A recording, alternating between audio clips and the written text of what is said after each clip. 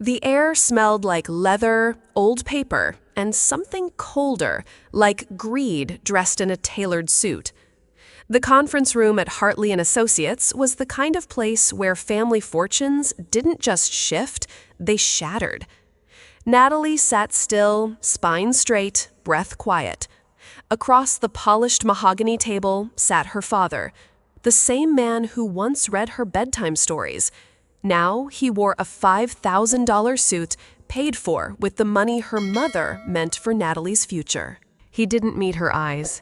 Instead, he slid a set of documents across the table like a gambler laying down a final hand. One signature line. That's all they needed. One pen stroke to bury her mother's promise for good. From the corner, Margaret, her stepmother, adjusted her Hermes bag and smiled faintly like a wolf who had already eaten. Natalie didn't touch the paper. Not yet. Not until her hands stopped shaking. Not until she remembered the weight of her mother's voice whispering, "Don't let them. Tyler needs the money more than you do." Her father said it like it was a fact, like saying the sky was blue or water was wet. No hesitation, no shame, just a cold decision delivered in a warm tone, as if logic could soften betrayal. Natalie didn't flinch. She had practiced this moment in her head for weeks, but inside her chest burned. Tyler, the golden boy who hadn't even shown up.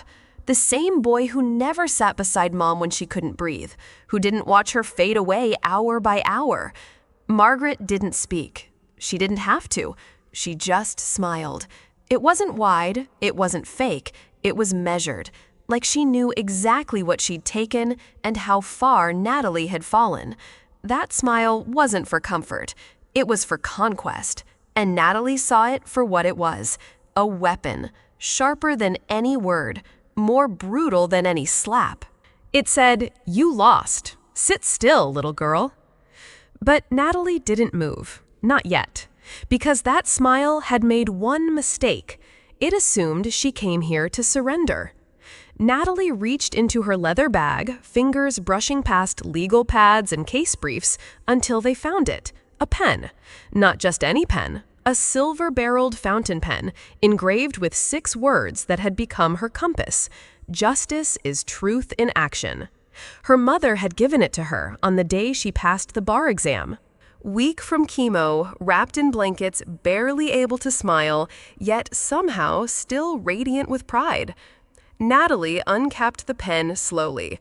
Her father looked relieved. Margaret folded her arms. They both thought the same thing. She's signing. But Natalie didn't move the pen toward the paper. Instead, she let it hover right above the line. Then she looked up and spoke clearly and quietly. "Before I sign, I have a few questions." In that moment, the energy in the room shifted. The hunter had just stood up, and the wolves had no idea they were prey. Before the leather chairs and courtroom threats, there was a hospital bed, and a mother who gave everything she had. Ellen Chen worked 2 jobs, sometimes 3, just so Natalie could go to college, cleaning offices at night, answering phones by day. She never complained, not once. Her hands were always rough from cleaning agents, her feet swollen from standing, but her smile always warm, always proud. Cancer didn't care. It came fast. It spread faster. And by the time Natalie started her final year of law school, her mother was already too weak to walk without help. The night before she passed, Natalie sat beside her holding her hand in the quiet dark of the hospice room. Ellen could barely speak. Her voice was cracked porcelain, but she didn't waste it blaming anyone. Not her ex-husband, not the woman who replaced her, not even the son who got everything. She just looked into her daughter's eyes and whispered, "Promise me, protect people like me, the ones who can't fight back." Natalie squeezed her hand, and for the rest of her life, that squeeze would echo louder than any courtroom gavel. There's a photo Natalie keeps in her desk drawer, not framed, not on the wall, just tucked away, close, private, sacred. In that photo, Ellen is standing in the sun. Her hair is still full, her cheeks round. She's wearing a sky blue blouse and holding a coffee mug with the words "Best Mom Ever" printed in fading gold. She's laughing, and not the tired, polite kind, but a deep belly laugh, the kind that fills a room and warms your ribs. It was taken 1 month before the diagnosis, back when hope wasn't something you had to fake, back when Natalie still believed there'd always be more time. She looked at that photo the morning she walked into the conference room with her briefcase. She didn't cry. She hadn't cried in months. Not at the funeral, not at the will reading, not when her father stole everything. Because grief wasn't a wound. It was a vault. And inside that vault was a promise, one that didn't need tears to be real, just action.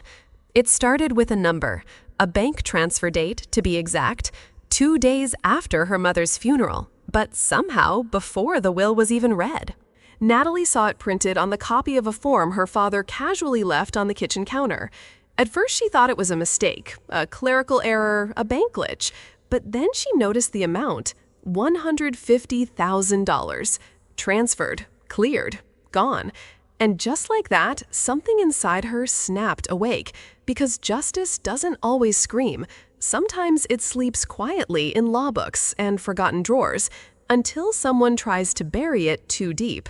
Tyler didn't show up to the will reading. Why would he? He already had everything. The money, the house, the fake sympathy posted on Instagram. Natalie remembered staring at the empty seat beside her, the one her mother wanted Tyler to sit in. The irony burned. He couldn't even pretend to care. That's when she knew this wasn't a misunderstanding. It was a plan, and she was already 3 moves behind. But not for long. Natalie didn't scream. She didn't throw accusations across dinner tables or storm into rooms demanding answers. She did what lawyers do best. She listened. She watched. She gathered. For weeks, she said nothing. But in that silence, she hunted. Late at night, with her laptop open and court records glowing across the screen, she started to piece it together. Transaction logs, forged signatures. A second account she never knew existed opened in her mother's name, but drained monthly into one place, Tyler's bank account. The withdrawals started 6 months before her mother died. Small amounts at first, $5,000 here, $7,000 there, just under the radar. The signature, sloppy but clever. A mimicry of Ellen's handwriting, just shaky enough to pass as illness. But Natalie had spent her entire childhood watching her mom write birthday cards with perfect loops and curls. She knew better. One night, Natalie stared at the paper and whispered aloud, "You thought I wouldn't notice, but I was born to see this." The silence became power, and the hunt became personal. Most people forget, not all accounts freeze after death. Some need extra paperwork. Some need 2 signatures. That's how she found it. Buried in her mother's old files, hidden between hospice documents and a yellowed recipe for lemon pie, was the key, an investment account Ellen had opened in 2018, co-owned by Ellen and Natalie. It had sat untouched for years, but in the final 6 months of her life, someone had drained it quietly, 1 withdrawal at a time, and every single one required 2 signatures, Ellen's, and someone pretending to be Natalie, but Natalie had never signed. She flipped through the withdrawal forms and froze. Margaret! Her name wasn't on the forms, but her handwriting was, slanted, tight, and unmistakable. And the witnesses' notaries, Margaret's sister and brother-in-law. This wasn't clumsy. It was calculated. A coordinated heist dressed in family dinners and fake concern. Natalie looked at the final withdrawal form and whispered, voice flat, "So this is how you feed your golden boy, with stolen blood." Natalie said nothing to her father that morning. Not at breakfast, not on the drive, not even in the elevator ride up to the 23rd floor. She didn't need to. The silence between them wasn't awkward, it was tactical. In her lap sat a black leather briefcase. Inside, bank statements, medical records, power of attorney documents, a printout of the trust amendment with suspicious witnesses, and at the very top, a single handwritten note from her mother, "Don't let them win." As the elevator dinged, Natalie adjusted her blazer, stepped forward, and crossed the marble lobby like a woman walking into court, not a daughter walking into a family meeting. To her, the conference room was no longer a place of negotiation, it was a battleground. The contract wasn't a formality, it was a weapon.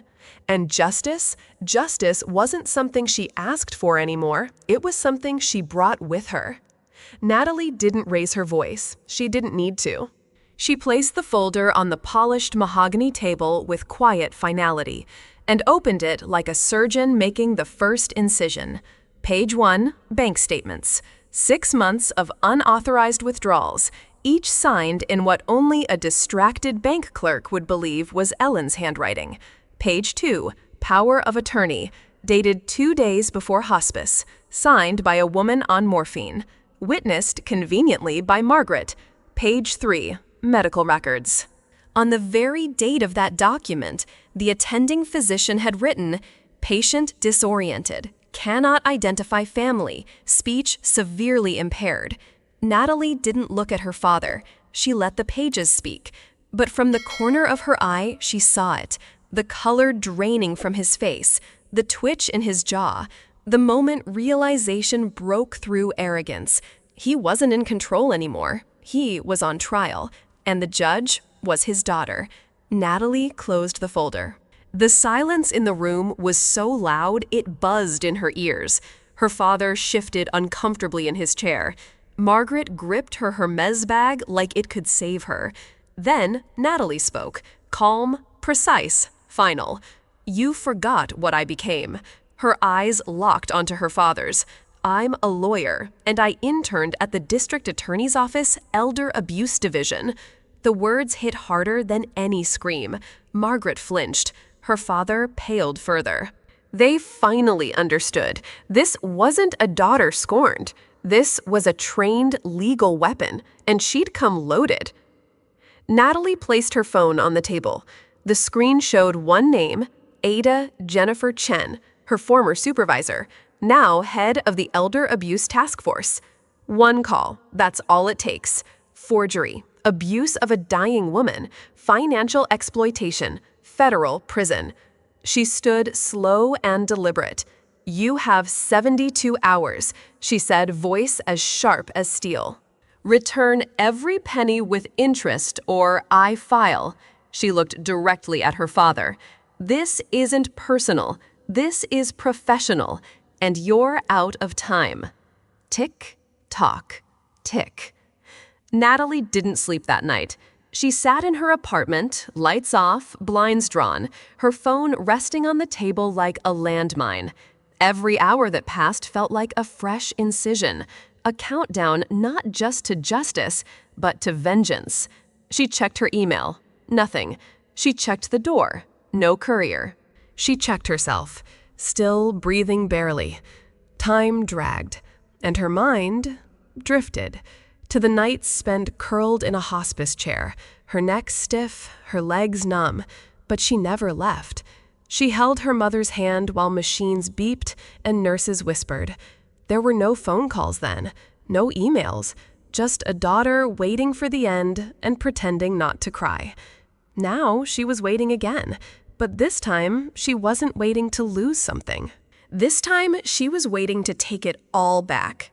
No call, not from her father, not from Margaret, not even a text from Tyler. Just silence. Cowardly, calculated, cold. Natalie waited, but not idly. She opened her laptop, she opened her case management system, and she started typing. Complaint number 1. Criminal forgery and financial fraud. Complaint number 2, elder abuse. Complaint number 3, civil suit for emotional distress, pain, and suffering. Each paragraph came like a scalpel across paper.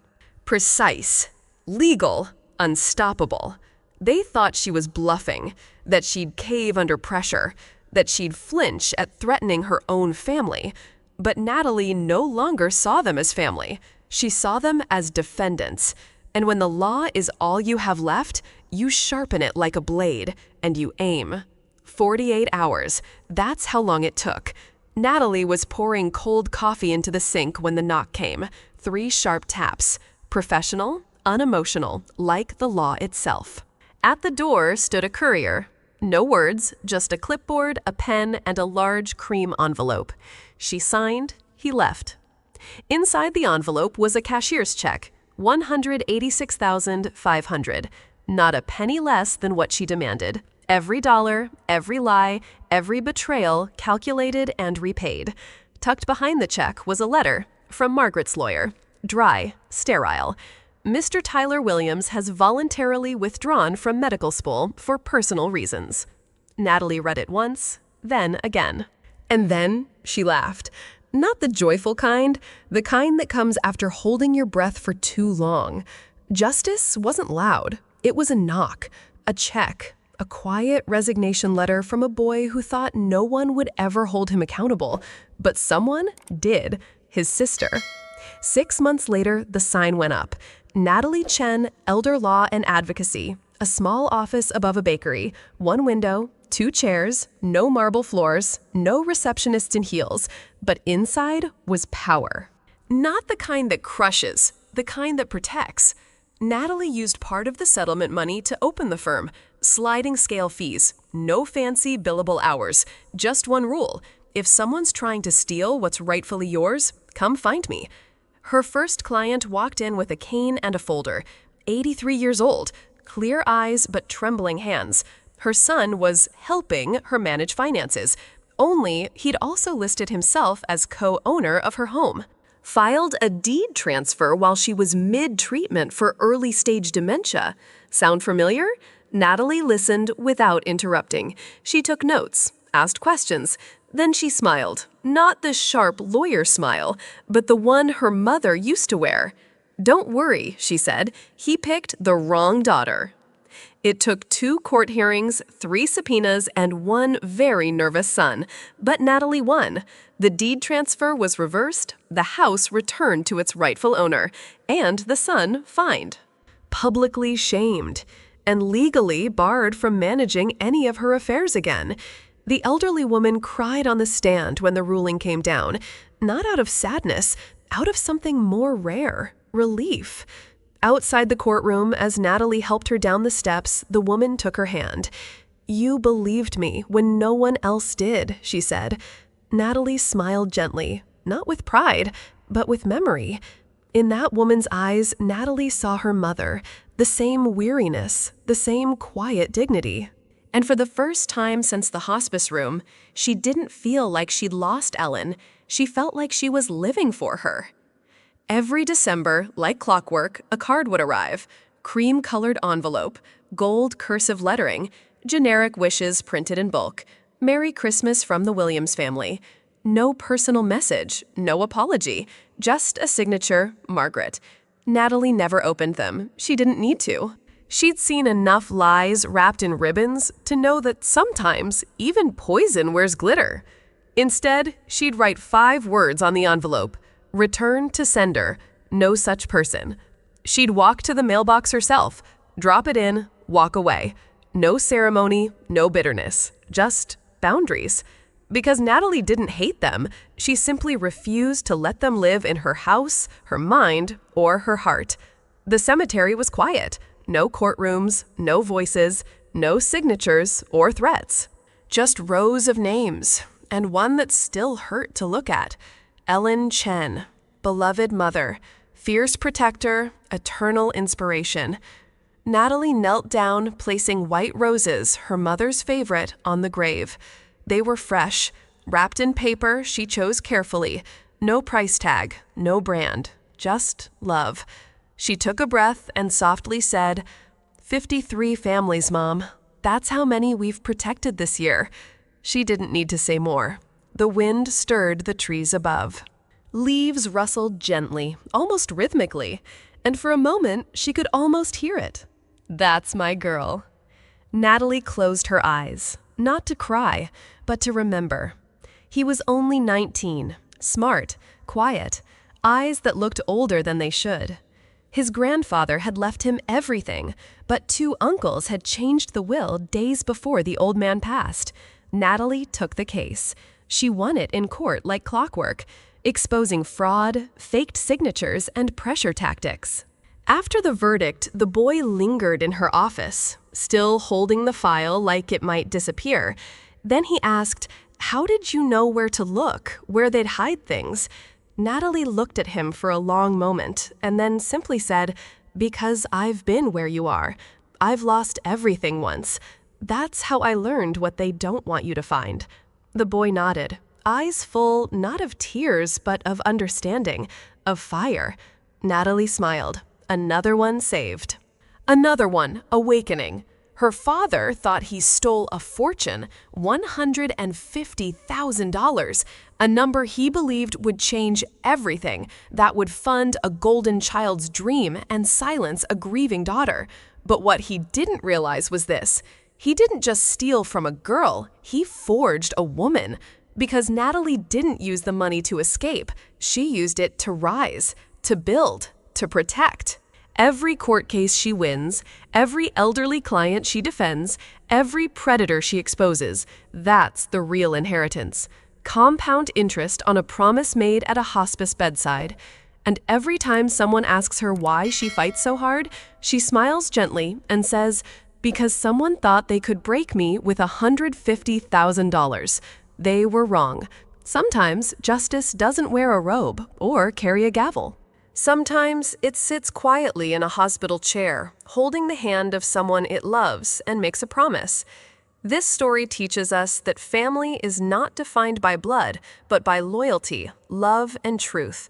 That silence does not mean weakness, that being underestimated can become your greatest weapon, and that the real inheritance we leave behind isn't money, it's who we raise, what we teach them, and how they choose to stand when the world tries to bring them to their knees.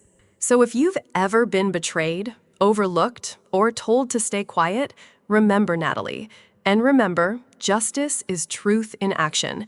If this story moved you, if it reminded you of someone you love or someone you lost, then don't leave in silence. Subscribe to Whispers of Life, because here we tell the stories that others bury, stories that hurt, stories that heal, stories that remind you you are not alone.